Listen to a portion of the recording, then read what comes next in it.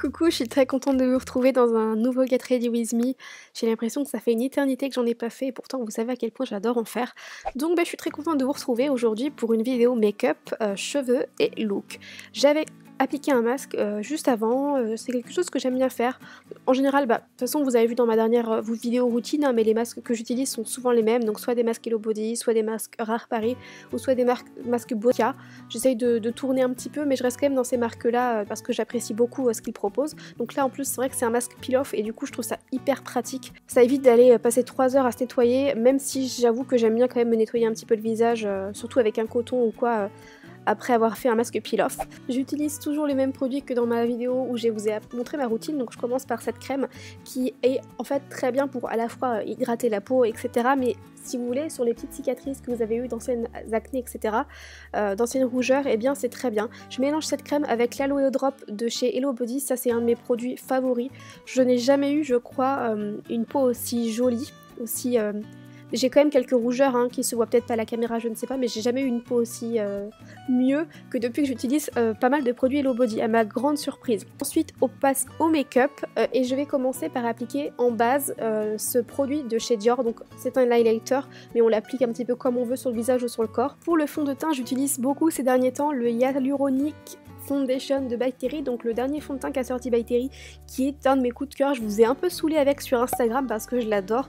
En fait il est hyper liquide, hyper léger, cependant il est modulable. Le fini je trouvais légèrement poudré mais reste hyper lumineux et naturel sur la peau, je l'adore. Pour l'anti-cerne, ça aussi c'est une de mes découvertes, pourtant je crois qu'il existe depuis une éternité, vu que j'avais déjà testé il y a des années le fond de teint HD, mais alors l'anti-cerne c'est récemment que je l'ai découvert et je l'adore. Je trouve que la teinte est parfaite, il illumine ce qu'il faut tout en camouflant un petit peu les cernes, il est génial. Donc je l'estompe avec mon Beauty Blender comme d'habitude, je vous mettrai tous les liens comme d'habitude dans ma barre d'infos, et je vais poudrer. C'est pas très intéressant parce que des fois je vous montre un peu les mêmes produits, mais au moins vous savez que je les aime vraiment, mais c'est effectivement toujours la même poudre que j'utilise depuis que je l'ai acheté, la Laura Mercier, la Brightening Powder, donc celle qui est illuminatrice et très bien pour le dessous des yeux, même si je l'utilise également sur la zone T. Pour l'highlighter, du coup, j'utilise le même highlighter que j'avais utilisé au début comme base.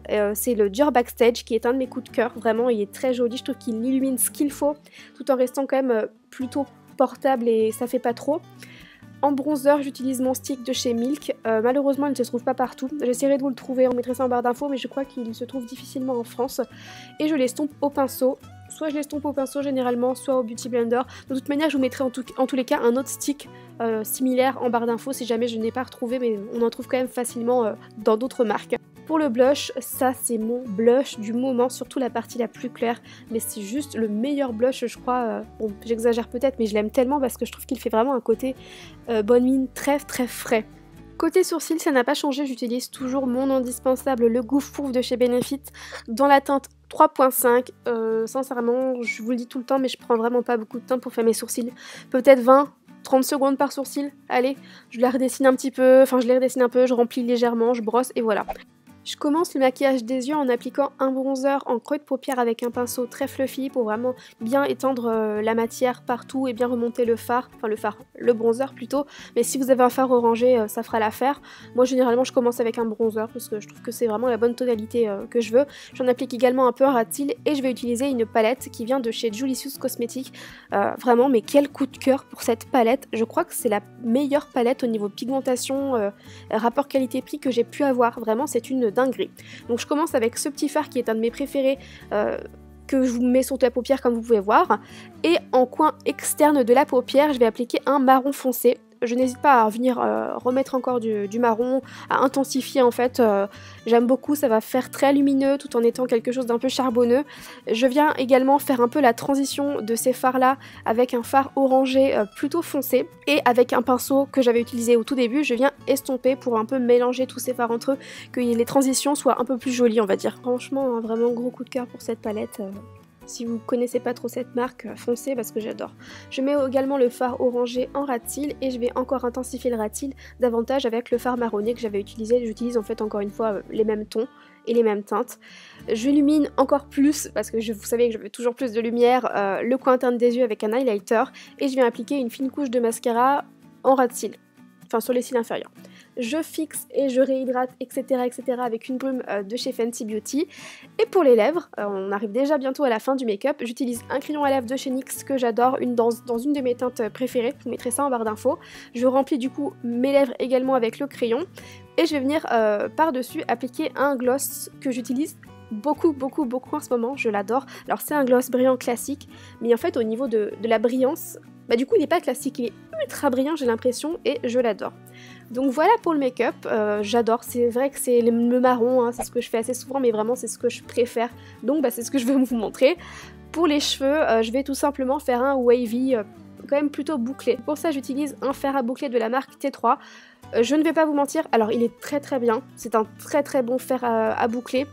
Cependant, je vous mettrai un fer à boucler très bien qui n'est pas à ce prix là parce que là ce fer il coûte plus de 100 € alors que vous pouvez en trouver des très bons pour une vingtaine d'euros et notamment le meilleur fer à boucler dont je vous parle très souvent dans mes vidéos.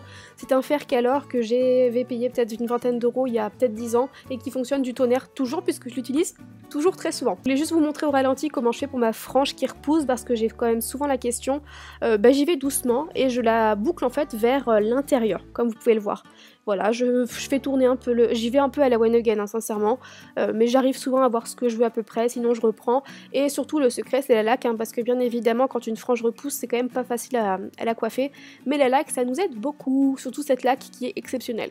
Voilà pour le make-up et pour la coiffure, c'est quand même très rapide, hein, sincèrement, même si là tout est accéléré. Et pour la tenue, bah, rien de mieux pour moi qu'une robe midi. Un perfecto, des talons très confortables et un sac à main. Et voilà, voilà pour ce look, je vous mettrai encore une fois tout dans la barre d'infos. J'espère vraiment que ça vous aura plu. Mettez des petits pouces bleus, je vous retrouve très vite dans une prochaine vidéo. Ciao!